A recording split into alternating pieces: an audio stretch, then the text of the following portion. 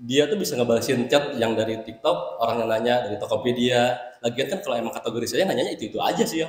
Jadi kita ngebalas chat dari dalam kemarin kayak 99 deh, serangan chat tuh banyak kan bertubi-tubi tuh. Jadi balasannya cuma tinggal satu page aja gitu.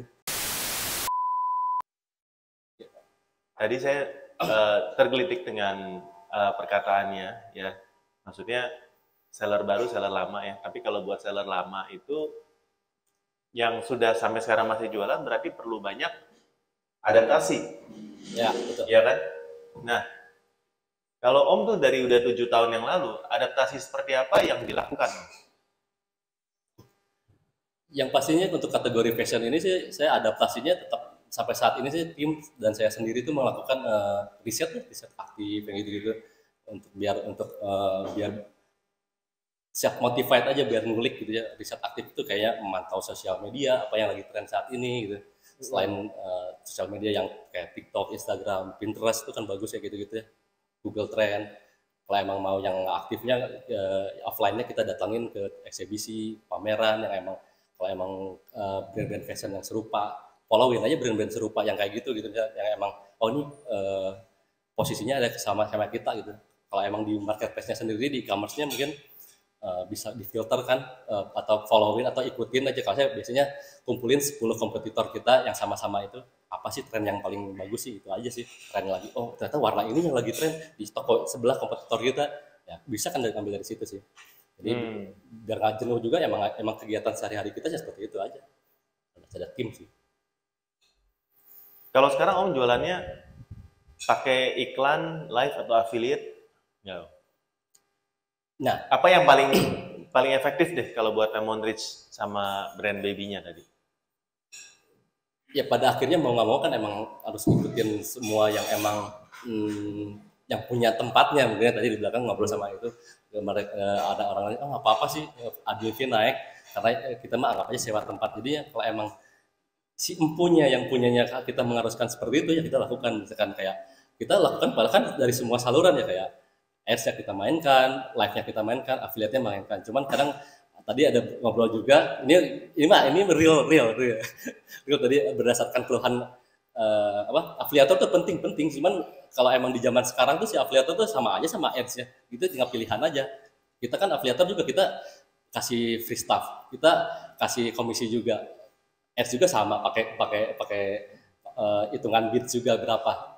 Kita anggarannya 20% untuk marketing. Kalau di kategori saya misalkan data di perusahaan saya 20% itu sisihkan dari marketing, dari budget sebelumnya, dari misalkan dari GMV 1 bulan kemarin itu sisihkan untuk marketing nih, untuk ads, untuk live juga ada terbebani, untuk hostnya, belum host yang freelance-nya, semua lakuin dong.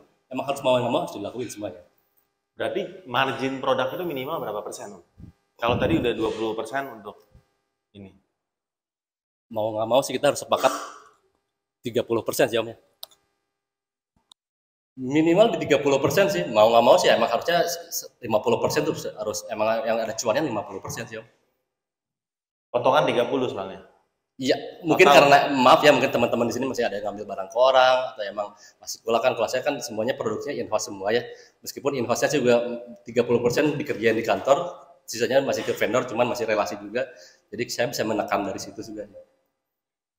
50% tuh harga mati lah. Siapa di antara teman-teman ini yang margin produknya nggak nyampe 50%? Dari harga barang ke harga jual, ya.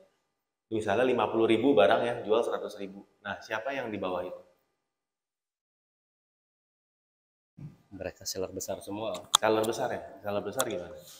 Ya, dengan betulannya besar-besar juga. Berarti rata-rata di atas itu semua? Di atas 50%? Di atas? Om? Masih di atasnya. Berarti di sini cukup aman ya? Karena ini rata-rata seller Tasik ya. Seller Tasik asik ya. Asik ya. Ya tadi kan udah dengar juga dari perkenalannya, emang mereka tuh jualnya dari middle to high gitu ya. Kadang yang produk-produk yang low-nya juga mungkin. Jadi gini gitu. Di sini tuh pusat pengrajin dan UMKM lokal yang emang saya sendiri memperkerjakan orang-orang Tasik, yang rata-rata Tasik sama Garut. Jadi emang mungkin mereka harusnya bisa menekan cost itu gitu. Pasti lebih dari segi pengrajinnya, bahan bakunya semua Tasik ada sih. Berarti kalau teman-teman seller di sini sudah punya margin yang lebih dari 50% ya Om ya. Harusnya mereka itu bisa ngikut iklan, bisa ngikut live, bisa ngikut affiliate dan lain-lain ya. Oh iya, udah pasti. Udah pasti ya. Udah pasti. Itu harga mati kan, kita lakuin aja apa yang emang di platform e-commerce yang emang saranin, kita ikutin aja. Emang gimana lagi sarana untuk promosi kita yang seperti itu sih. Kalau begitu, kalau menurut Om itu apa prediksi Om untuk marketplace sendiri sama jualan online sendiri di tahun-tahun ke depan tuh bakal seperti apa? Oh, 5-10 tahun sih ini masih tetap di afiliator, masih tetap di live gitu untuk sarana promosi kita sih. Ya pasti masih, ya selain apa sih kata misalkan kalau emang kenapa sih nggak ngandelin organik aja gitu? Kenapa sih nggak organik itu capek? kan cuannya juga kita emang biar enak muterinnya ya. Jadi bagi saya sih 5-10 tahun mungkin apakah ada yang baru lagi nantinya afiliator sama live ini. Kalau iklan sih pasti lebih panjang lagi ya. Apakah itu berarti organiknya akan mati?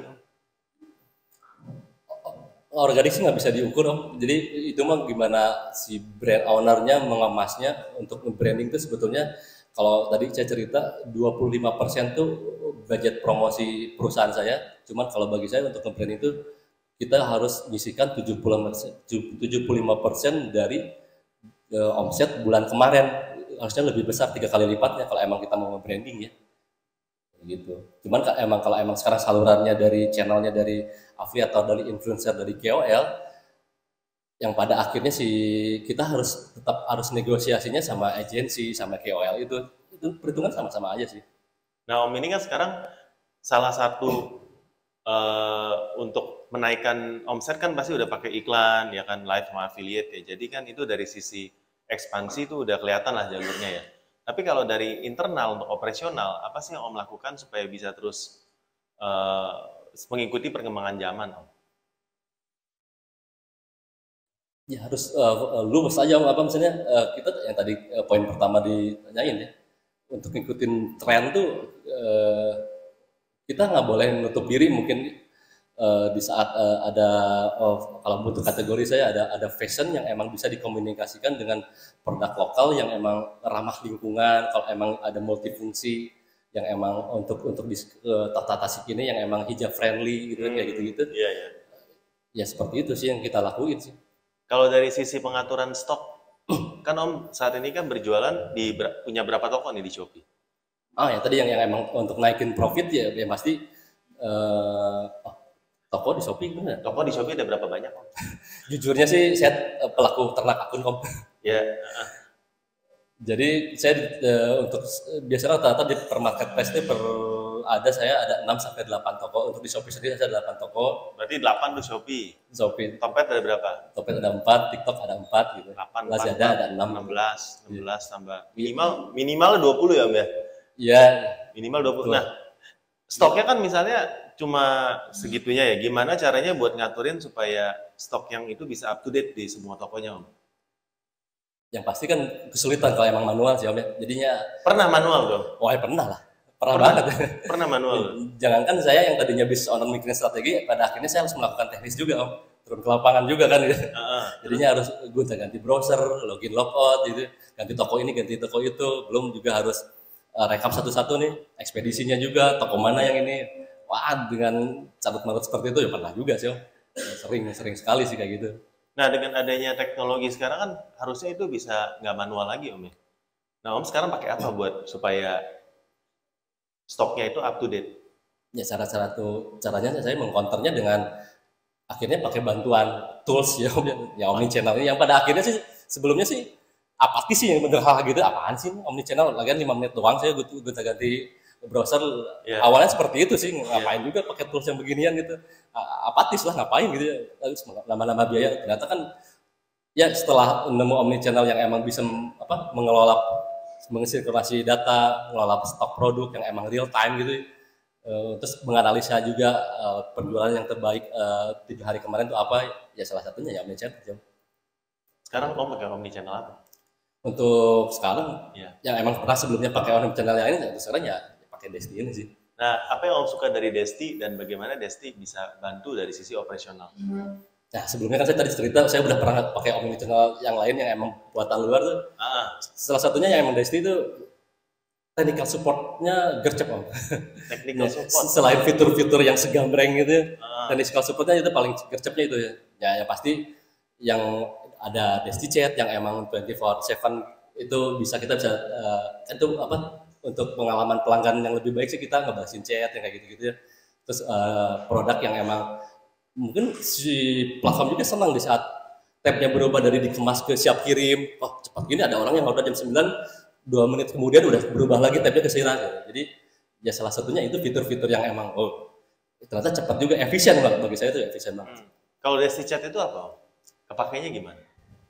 Jadi ya tadi saya ceritakan, saya punya tokonya banyak, ada mungkin terus ya Shopee 8 aja, dari nggak usah TikTok. Jadi Desti Chat tuh ekosistem yang emang masih tetap yang Desti juga, cuman dia tuh bisa ngebalasin chat yang dari TikTok, orang yang nanya dari Tokopedia. Lagian kan kalau emang kategori saya nanyanya itu aja sih ya. Jadi kita ngebalas chat dari dalam kemarin kayak 99 deh, serangan chat tuh banyak kan, bertubi-tubi tuh. Jadi balasannya cuma tinggal satu page aja gitu. Oh, jadi dia gabungin dari 20 toko Om untuk balas chat di satu tempat. Cukup. Itu bisa dibikin sub akun juga. Jadi pegawaiku cuman yang tadinya dulu lu balasin dari toko Shopee 1 sampai toko Shopee A sampai B ya. Yang lainnya ini baginya kayak gitu. Pada akhirnya cuma satu orang aja. Yang lainnya nganggur, ya kita alihin aja. Jadinya lintas pekerjaan mereka suruh live. Jadi 20 toko cuma satu orang adminnya? Satu orang pun, karena dia nganggur. Banyak idolnya, banyak pegawainya juga satu orang tuh. Banyak.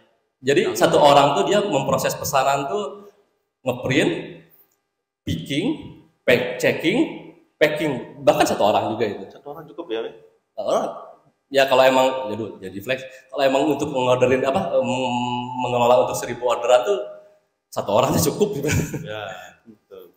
Berarti orderannya kurang lebih 1000 lah ya Om ya? Iya, kalau emang itu lagi rame kan. Oh, lagi rame. Nggak boleh bilang sepi kan.